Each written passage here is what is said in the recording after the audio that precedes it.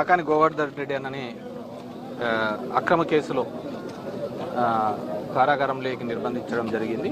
ఆయన్ను చూసి ఆయన ఎందుకు ఈ విధంగా అంటే పెట్టిన మరిన్ని కేసులు కూడా ఈ విధంగా దొంగ పెడుతున్నారు. ఒక కొత్త సాంప్రదాయాన్ని ఈరోజు ఆంధ్రప్రదేశ్ రాష్ట్రంలో తీసుకొని రావడం జరుగుతుంది. పెద్దలు రామచంద్రారెడ్డి చెప్తున్న విధంగా మామూలుగా మేమేదన్నా ఆవేశపడతా అంటే ఎందుకులే రాము ఆగండి ఊరికి ఇవన్నీ పోతా అంటే ఇవన్నీ అని అనేవాళ్ళు. ఈరోజు అట్లాంటి వాళ్ళు కూడా లేదు, ఇది ఒక కొత్త సాంప్రదాయము, ఇబ్బంది పెట్టే వాతావరణం అనేది ఒక మంచి పద్ధతి కాదు, ఇది మళ్ళీ రివర్స్లో వస్తుంది అనే ఒక భయాందోళకమైన పరిస్థితిని చూస్తున్నాము. ఖచ్చితంగా ఇది ఒక చెడు సాంప్రదాయాన్ని లేవనెత్తుంది.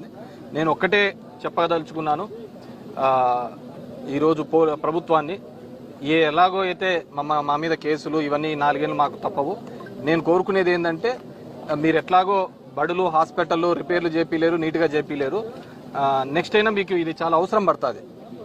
ఏది ఈ సెంట్రల్ జైల్స్ అన్నీ కూడా దాన్ని రెనోవేట్ చేసేసి మంచి కండిషన్స్ పెట్టుకుంటే రేపొద్దున మీకు కూడా ఉపయోగపడతాయి. కాబట్టి అది డెఫినెట్గా చేయాలని చెప్పేసి మిమ్మల్ని కోరుతున్నాను.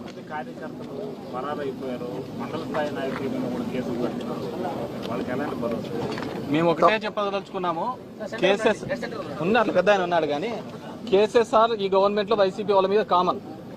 మామూలు కరోనా వచ్చినప్పుడు ఏమంటారు, ఫస్ట్ కరోనా వచ్చిన తర్వాత మీకు యాంటీబయాటిక్స్ డెవలప్ అవుతాయి, ఇంకో రెండోసారి పెద్ద ఇబ్బంది ఉండాలి అంటారు. సో ఇది కూడా కేసులు అనేది కామను.